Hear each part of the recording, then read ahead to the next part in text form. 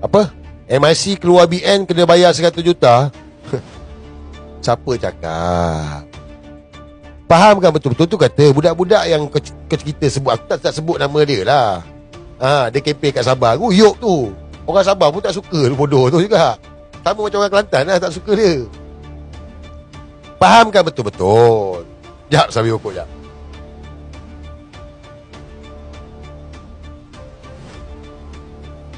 BN ini Barisan Nasional gabungkan UMNO, MIC, MCA. Asas dia boleh cakap sebab Se-Exco Pemuda UMNO Malaysia dulu.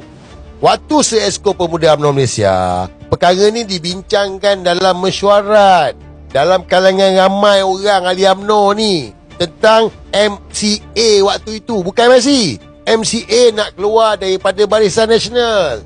Jadi masa tu perbincangan dia, BN ini diasaskan dengan 3 ini.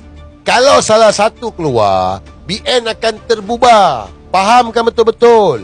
Barisan Nasional terbubar. Sebab dia paling tidak 3 parti ni mesti ada. Benda ni dah lama dah. 2018 lagi dah cerita dah. Sebab masa tu MCA nak keluar. Tu saya cakap, cari fakta ni. MCA dah buat kenyataan dah. Bukannya baru. Dan Bung Mokhtar, kan dia cakap tadi, Bung Mokhtar pun segi pernah keluar kenyataan. Nampak? UMNO perlu menghormati kehendak MCA. Apa iklan nak jadah ni? Bubar Barisan Nasional. So benda ni 2018 lagi dah dibincangkan. Bukan baru. Resolusi MCA keluar BN dah lulus 2018 tapi tak laksana. MIC baru hari ni. Bila keluar, terbubar Barisan Nasional, apa saja Barisan Nasional semua tak sah. Kau ceritalah watikah ke apa ke, semua tak sah. So ahli parlimen Barisan Nasional, dia akan jadi ahli parlimen bebas. Sebab barisan dia bertanding ni, mereka bertanding atas logo apa? Mereka bertanding atas tiket Barisan Nasional, BN. Mereka ahli parlimen Barisan Nasional. Dalam parlimen dia tak tulis ahli parlimen UMNO, dia tulis ahli parlimen Barisan Nasional.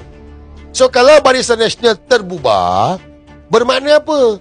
Bermakna mereka akan jadi ahli parlimen bebas. So apa saja Watika Zahid tak laku dah. Sebab Zahid dah hilang jawatan sebagai pengerusi Barisan Nasional. Dan pada tahun 2019, ni aku ada Exco, dah ada desakan untuk pecat Zahid sebagai pengerusi Barisan Nasional. Masa tu dah ada dah.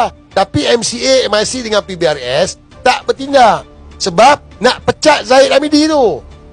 Sebab mereka boleh pecat Zahid sebab Zahid pengerusi Barisan Nasional. Faham kan betul-betul? So kalau orang lain cerita, dia siapa? TikToker? Bukan nak percaya cakap TikToker tu? Itu budak-budak bodoh semua tu. Bukan tahu apa, dia tak ada dalam kedudukan tu. So boleh ceritalah benda tu. Dan mungkin korang tak tahu kan, ni aku tunjuk kau satu berita ni. Pernah satu ketika juga, 7 tahun lepas, berkenaan dengan UMNO ni nak diharamkan. Kan kecoh masa tu, UMNO nak diharamkan. Kan tengok ni, apa Tok Mat Hassan cakap? Masuk Barisan Nasional jika UMNO terbubar.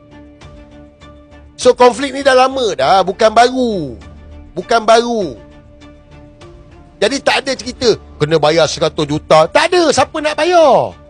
Dan untuk makluman korang pula, kita ni mengikut perlembagaan. Ahli parlimen dia berhak memilih siapa saja sebagai Perdana Menteri. Itu hak ahli parlimen mengikut perlembagaan persekutuan. Cuma sekarang ni Zahid main wayang kata 30 ahli parlimen BN bagi mandat pada dia. So kalau BN terbubar, mana ada mandat dah. Sukatilah ahli parlimen nak pilih siapa. So akhirnya ahli parlimen sukati dia nak pilih siapa. Kalau dia tak sokong Anwar Ibrahim pun apa masalah dia? Sebab tak terikat dengan Barisan Nasional lah. Dapat? Jelas? Ada 100 juta. Siapa nak bawa 100 juta? Kalau dah terbubar lah.